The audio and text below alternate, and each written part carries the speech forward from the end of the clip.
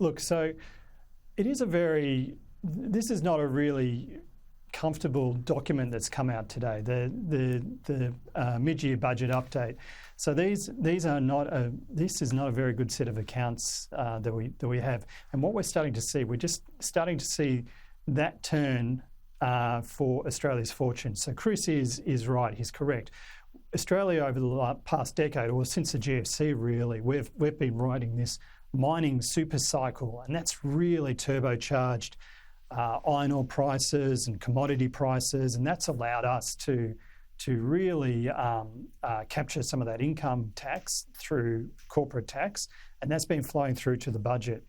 What we've seen through COVID, and as we all know, the story is or the COVID pandemic, we know the story quite well. Government spending really elevated, not just here in Australia, but right around the world as well. However, as a result of that, we haven't been able to wean ourselves back to life pre-COVID. We're used to being this high-spending economy. Now, we look at the budget documents today, and I know that you've done a lot of analysis about the numbers about next year and what happens the year later, financial 24, 25, and so on. But it's when we start looking at the longer term, and this is the point that Chris was making also, is that it's starting to get a bit scary because these elevated commodity prices that we've been enjoying just aren't going to be coming back. The real worry is, and it's hidden right there in the documents, Treasury is now forecasting 3 years of slowing growth of China. Now, to Australia, that's a big deal because obviously China is a big buyer of Australian commodities. If China and demand for Australian commodities start slowing, that means that prices come down. We're not going to be enjoying this boom in tax revenue that we once saw. So Australia needs to really start asking some hard questions about the level of spending that we're doing. And in the package that we just saw earlier, Jim Chalmers is right. Like, some of that spending is unavoidable. It's on aged and disabled. And as an economy, a wealthy Western economy, we have obligations on that front.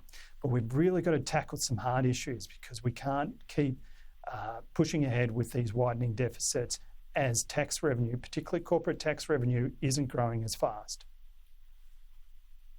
Politically, that's something that's really tricky to do, isn't it, Eric? I mean, spending restraint isn't something any political party wants to have to adhere to, particularly a few months out from an election, but clearly that's what the budget needs. And I'm glad you mentioned that, Ash, too, because there's a little number hidden in today's document about it's just over $5 billion worth of unallocated items. Now, that's political speak for this is stuff that we're going to be allocating in promises for the upcoming election. So you can see on top of the spending that we already have that is allocated, there's another $5 billion out there ready to go. And that'll be on roads, rail, you name it, new stadiums, all kinds of things coming through what we see through budgets. But there's no argument. The serious side to this, there's no discussion about discipline. Dollar in, dollar out. There's no discussion around that. And I think it's time Australia really needs to sort of front up to the idea about the level of spending that we're doing. Where do we go for the long term? And I think at some point we need to be putting some sort of structure and framework around a spending strategy as well as the revenue strategy. And I think that's where the discussion is to be going.